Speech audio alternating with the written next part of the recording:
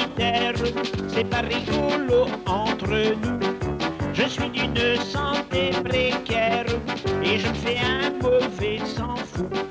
J'ai beau vouloir me remonter, je souffre de tous les côtés.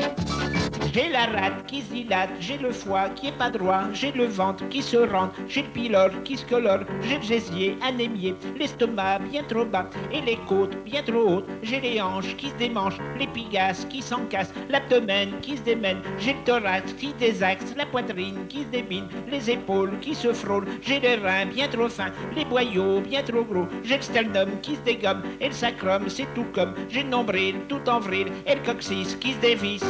Ah mon Dieu que c'est embêtant d'être toujours patraque. Ah mon Dieu que c'est embêtant, je ne suis pas bien portant. Afin de guérir au plus vite, un matin tout dernièrement, je suis allé à la visite, voir le major du régiment. Où souffrez-vous qui m'a demandé? C'est bien simple que j'y ai répliqué. J'ai la rate qui se dilate, j'ai le foie qui est pas droit, j'ai le ventre qui se rentre, j'ai le pylore qui se colore, j'ai le gésier anémié, l'estomac bien trop bas et les côtes bien trop hautes, j'ai les hanches qui se démanchent, les pigasses qui s'encassent, l'abdomen qui se démène, j'ai le thorax qui se désaxe, la poitrine qui se débine, les épaules qui se frôlent, j'ai les reins bien trop fins, les boyaux bien trop gros, j'ai le sternum qui se dégomme et le sacrum c'est tout comme, j'ai le nombril tout en vrille et le coccyx qui se dévisse, et puis j'ai ajouté, voyez-vous, ce n'est pas tout. J'ai les genoux qui sont mous, j'ai le fémur qui est trop dur, j'ai les cuisses qui se raidissent, les guiboles qui flageolent, les chevilles qui se tortillent, les rotules qui ondulent, les tibias raplapla, les mollets trop épais, les orteils pas pareils, j'ai le cœur en largeur, les poumons tout en long, l'occiput qui chahute, j'ai les coudes qui se dessoutent, j'ai les seins sous le bassin et le bassin qui est pas sain. Ah mon Dieu que c'est embêtant d'être toujours patraque. Ah mon Dieu que c'est embêtant, je ne suis pas bien portant. Avec une charmante demoiselle, je devais me marier par amour. Mais un soir comme j'étais près d'elle, en train de lui faire la cour, me voyant troublé, elle me dit: qu'avez-vous moi? Je lui répondis: j'ai la rate qui se dilate, j'ai le foie qui est pas droit, j'ai le ventre qui se rentre, j'ai le pylore qui se colore, j'ai le gésier anémié, l'estomac bien trop bas et les côtes bien trop hautes, j'ai les hanches qui se démanchent, les pigasses qui s'encassent, l'abdomen qui se démène, j'ai le thorax qui se désaxe, la poitrine qui se débine, les épaules qui se frôlent, j'ai les reins bien trop fins, les boyaux bien trop gros, j'ai le sternum qui se dégomme et le sacrum c'est tout comme, j'ai le nombril tout en vrille et le coccyx qui se dévisse, et puis j'ai ajouté, voyez-vous, ce n'est pas tout. J'ai les genoux qui sont mous, j'ai le fémur qui est trop dur, j'ai les cuisses qui se raidissent, les guiboles qui flageolent, j'ai les chevilles qui se tortillent, les rotules qui ondulent, les tibias raplapla, les mollets trop épais, les orteils pas pareils, j'ai le cœur en largeur, les poumons tout en long, l'occiput qui chahute, j'ai les coudes qui se dessoulent, j'ai les seins sous le bassin et le bassin qui est pas sain. En plus de ça, je vous le cache pas, j'ai aussi quel souci, la luette trop fluette, l'œsophage qui surnage, les gencives qui dérivent, j'ai le palais qui est palais, mais les dents c'est navrant, j'ai les petites qui s'irritent, et les grosses qui se déchaussent, les canines se ratatinent, les molaires se font la paire, dans les yeux c'est pas mieux, j'ai le droit qui est pas droit, et le gauche qui est bien moche, j'ai les cils qui se défilent, les sourcils qui s'épilent, j'ai le menton qui est trop long, les artères trop épais, j'ai le nez tout bouché, trou du cou qui se découle, et du coup, voyez-vous, je suis gêné pour parler, c'est vexant, car maintenant je suis forcé de m'arrêter. Ah mon Dieu que c'est embêtant d'être toujours patraque. Ah mon Dieu que c'est embêtant, je ne suis pas bien partant.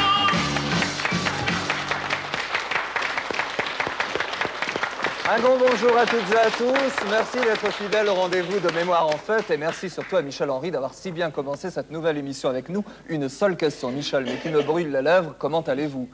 Pas mal. Pas mal, très bien. Pas trop mal, malgré tout. Bon, enfin, ça va. J'espère que vous resterez bien jusqu'à la fin de l'émission, car cette semaine, le docteur de Laval-Zimny n'est pas des nôtres. Ah. Alors, il faut être en forme. Michel, je voudrais vous présenter une toute jeune comédienne qui fait du théâtre depuis l'âge de 18 ans. C'est Madame Denise Préau, que j'aimerais qu'on applaudisse très très fort. Alors, Denise, comment êtes-vous venue au théâtre, vous? Eh bien, par une petite amie Vous aviez me une petite voyait en amie? face. Ah non, non. Attention, en tout bien, Bon, tout honneur. d'accord. Une petite camarade, disons. Ouais. Qui me voyait souvent m'agiter, parler, en allant en classe. Elle me dit, toi, tu devrais faire du théâtre. Et je connais un monsieur qui s'appelle François Dehêtre, qui a une troupe qui s'appelle Vauban Théâtre. C'était dans le quartier Vauban. Alors, nous allions jouer au Ramponneau, une salle qui n'existe plus, qui était à l'Esplanade, où il y a le pont-levis. Donc pas très loin de notre studio. Oh, quand même, hein. Au Champ de Mars, non? Ah, oui, oui, si vous voulez. C'est tout proche, quand Oui, même. oui, c'est vrai. Alors, nous jouions là. On faisait d'abord... Je faisais une partie piano, j'accompagnais un chanteur. Ensuite, je montais sur scène pour jouer. J'allais me maquiller avant. Bon.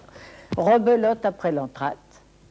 Et nous avons refait cette même chose pendant la guerre de 40 pour envoyer des colis aux prisonniers. Alors là, nous le faisions à Lambersart, dans la salle des fêtes, l'ancienne salle des fêtes. Et aujourd'hui, vous continuez toujours ce beau parcours? Eh bien, oui, parce que je fais partie d'FR3 pour le cinéma. Et je tourne encore de temps en temps. Très bien. Je viens de terminer La Maison dans la Dune. Et aujourd'hui, vous allez nous lire un très très beau poème d'un jeune auteur que vous avez découvert, et vous avez un mot à nous dire sur lui, je crois. Oui, il s'appelle Christian Grézel, et c'est à la suite d'une rencontre avec Léo Ferré qu'il a écrit ce poème. Et on peut trouver, je crois, son recueil? Et on peut trouver son recueil à la FNAC de Douai, voilà, bien parce qu'il habite Douai. Et il est tout jeune, et c'est un bel exemple de collaboration intergénération que de vous écouter de nous dire ce texte qui s'appelle, je crois, L'âme sœur. L'âme sœur. Vieillir.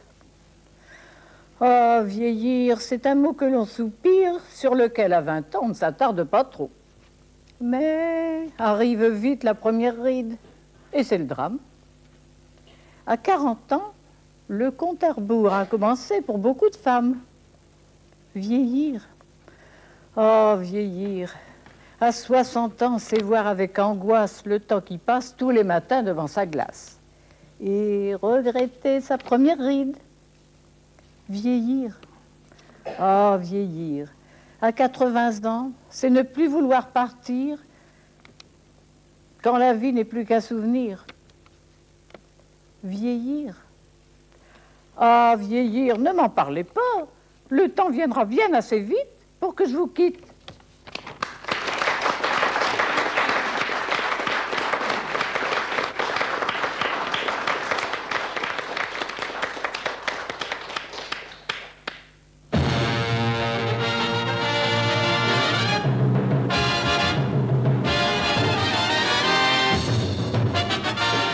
Eh bien, nous allons dire un grand merci à Denis Préau donc, pour ce texte et lui souhaiter encore de très très beaux moments de théâtre. Maintenant, nous allons passer au jeu de mémoire en fête qui va nous permettre de retrouver quelqu'un qui nous a quittés il y a quelques années. C'était le papa de cette célèbre chanson Clopin Clopin. Vous vous en souvenez, c'est bien sûr Pierre Dudand. Alors Pierre Dudand nous a quittés très discrètement. Il vivait d'ailleurs ces dernières années en Suisse. Et nous allons nous servir de lui un petit peu comme support du jeu. Il avait composé de très nombreuses chansons, dont une en collaboration avec l'un de nos grands comiques. Cette chanson a pour titre Sœur Marie-Louise. Nous allons l'entendre dans un instant. Et il va être question pour vous de trouver le nom de ce grand comique qui va être évoqué dans un instant par Pierre Dudand et qui a composé avec lui cette chanson que nous allons écouter. Alors si vous connaissez la réponse, il y a un coffret de disques sur l'histoire du music-hall pour vous. La carte postale est adressée à l'adresse que vous allez voir sur l'écran dans un instant. Mémoire en fête, FR3, 36 boulevard de la Liberté, 59 024 Lille Cedex. La question, de qui parle Pierre Dudand? Écoutez. On a fait des chansons ensemble, une que les frères Jacques nous ont chantée pendant 30 ans. Sœur Marie-Louise, un truc qui se passe dans un couvent, ça. Sœur Marie-Louise vient d'avoir 40 ans. Sœur Marie-Louise, c'est la fête au couvent. Chantons, chantons joyeusement pour la sœur Marie-Louise. Un peu brutale par moment, mais qui nous aime tous.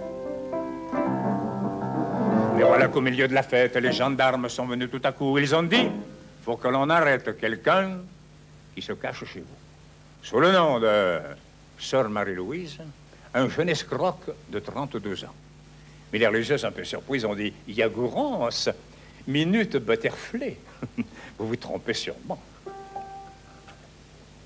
Sœur Marie-Louise vient d'avoir 40 ans. Sœur Marie-Louise n'est pas votre client, car nous fêtons les 40 ans de la sœur Marie-Louise. Louise, un peu brutale par moments, mais qui nous aime tant. 3 mois plus tard, messieurs, la cour. Tout le monde s'est levé dans l'assistance. Avec une barbe de 10 jours, Marie-Louise attend la sentence.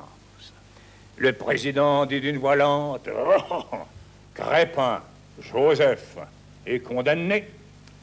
Vu les circonstances exténuantes, à 40 ans, je dis bien 40 ans, de travaux forcés. Le cœur des nonnes.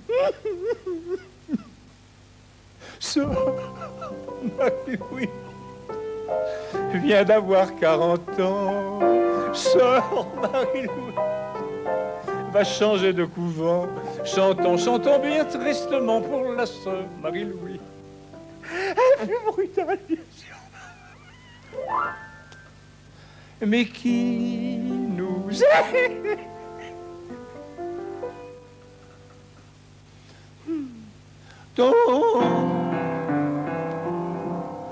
Excusez-moi les sanglots sanglés, je suis pas m'empêcher de pleurer.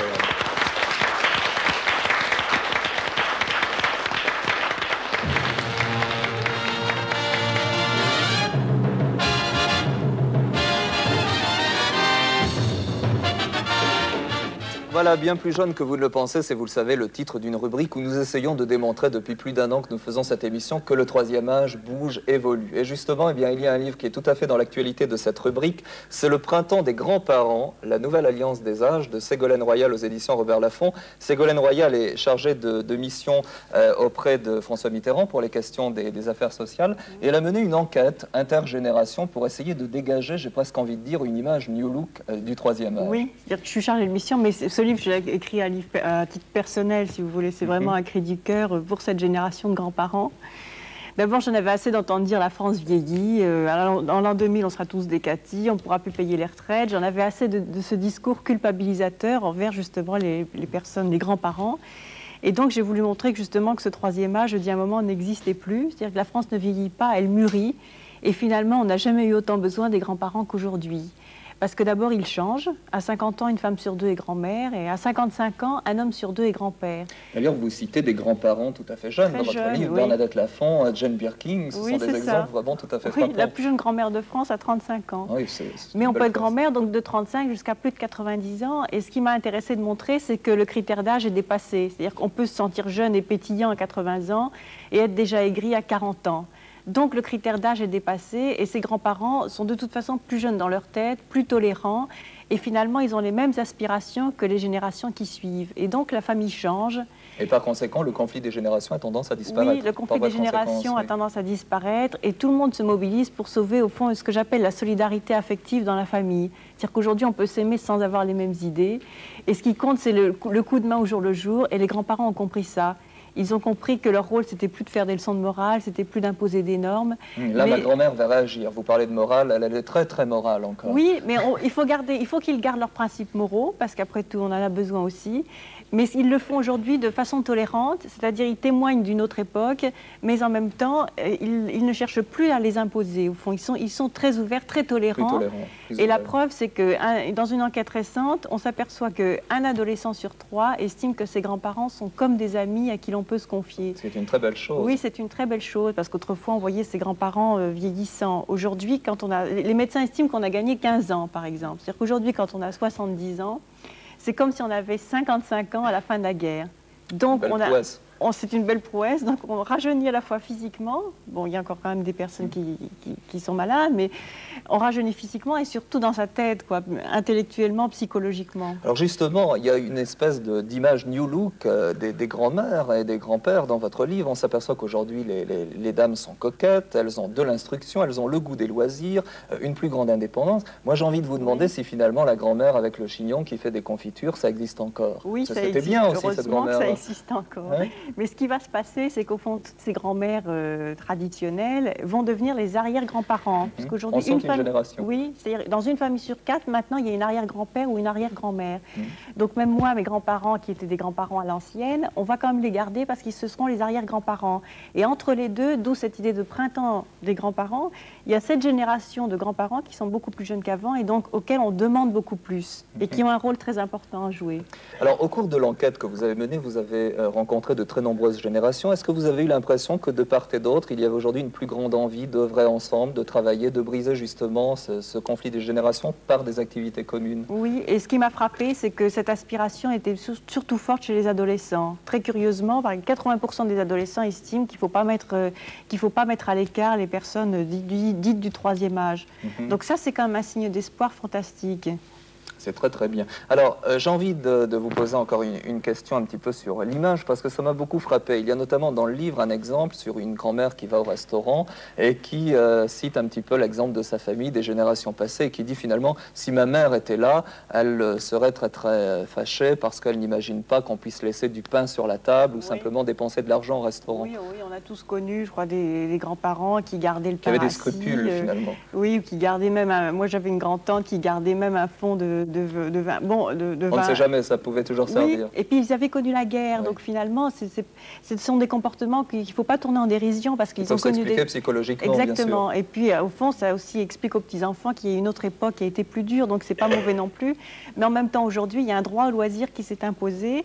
Et donc, il y a aussi une façon différente de donner. Autrefois, lorsque les grands-parents aidaient matériellement les enfants, les petits-enfants, en contrepartie, ils contrôlaient un peu leur façon de vivre. Aujourd'hui, les grands-parents, ils savent donner sans vouloir contrôler.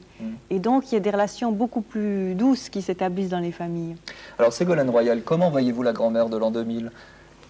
Mais je crois qu'il n'y a pas de profil type. Je crois que leur caractéristique principale, c'est la tolérance. Au fond, c'est l'idée que ce qui est important dans la vie, c'est de sauver la tendresse, c'est de sauver la bonne entente entre les générations. Finalement, il y a déjà tellement de problèmes qu'on ne peut pas se payer le luxe de conflits familiaux en plus. Et donc, c'est cette idée que, en s'y prenant bien, on peut négocier au jour le jour les relations familiales et on peut s'en sortir mieux qu'avant. Et finalement, on se rend compte que ceux qui ont des grands-parents, même dans ma génération, c'est pour ça que moi je suis mère de 3 enfants, et je me rends compte que quand on a des grands-parents, quand nos enfants ont des grands-parents disponibles, on fait un peu figure de privilégié par rapport à ceux qui sont isolés. Qui n'ont pas la chance de les avoir. Et la solidarité familiale, c'est quelque chose de très important. Et qu'il faut préserver. Oui. Eh bien, je crois qu'il y a finalement une sorte de guide et quelques clés. Donc, dans votre livre, Le Printemps des grands-parents, donc la nouvelle alliance des âges. Merci Ségolène Royal de votre visite. On va terminer. Est-ce que vous aimez les chansons? Oui, beaucoup. Je vous ai vu battre des mains tout à l'heure pendant la chanson de Michel Henry. On va le retrouver justement pour conclure ce mémoire, en fait, avec la caissière du Grand Café. Vous vous souvenez de ça? Oui. Chanté par Fernandel, que Michel Henry nous interprète. Et vous allez voir, il y a une petite surprise en ce qui concerne notre caissière. C'est un visage que vous connaissez bien. On prend rendez-vous pour samedi prochain. Je vous souhaite une très très belle semaine. Et tout de suite, on se quitte avec Michel Henry et la belle caissière du Grand Café. Michel Henry.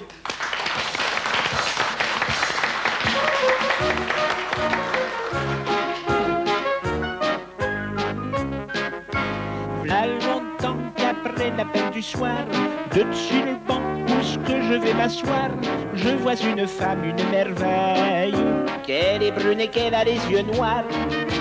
En fait, femme, je m'y connais pas d'état, mais je me dis, en voyant ses appas, sûrement que des beautés pareilles, je crois bien qu'il y en a pas.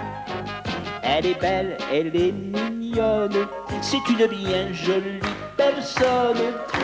Dans la rue, on peut la voir, qu'elle est assise dans son comptoir.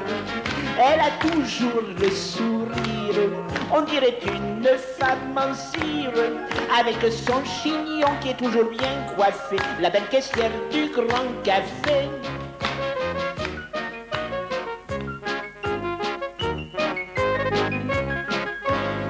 Installée devant ses verres à pied, bien tranquille, derrière son encrier, elle est dans la caisse, la caissière, si bien qu'on n'en voit que la moitié. Et moi que déjà je l'aime tant, je dis tant mieux qu'on cache le restant, car si je la voyais tout entière, j'en deviendrais fou certainement. Elle est belle, elle est mignonne, c'est une bien jolie personne. Et quand j'ai des sous pour mieux la voir, je rentre prendre un café noir. en faisant fondre mon sucre.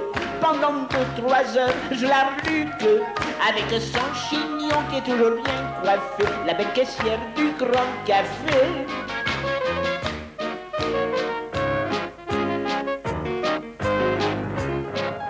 C'est curieux comme les amoureux, on se comprend rien qu'avec les yeux. Elle me regarde, je la regarde, et nous se regardons tous les deux. Quand je souris, c'est elle qu'elle rit. Quand je ris, c'est elle qui sourit. Maintenant, je crois pas que ça tarde. Je vais voir le paradis. Elle est belle, elle est mignonne. C'est une bien jolie personne. Pour lui parler patiemment, j'attends. Dans son café, il n'y a plus de clients. Mais je t'en fous, c'est de pire en pire. On croirait qu'elle les attire avec son chignon qui est toujours bien coiffé, la belle caissière du Grand Café.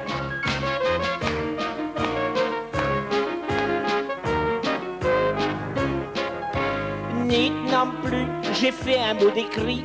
J'ai voulu lui donner aujourd'hui, mais je suis resté la bouche coite et je ne sais pas qu'est-ce qu'elle a compris. En regardant mon papier dans la main, elle m'a dit avec un air malin, au bout du couloir, la porte à droite, tout au fond vous trouverez bien. Elle est belle, elle est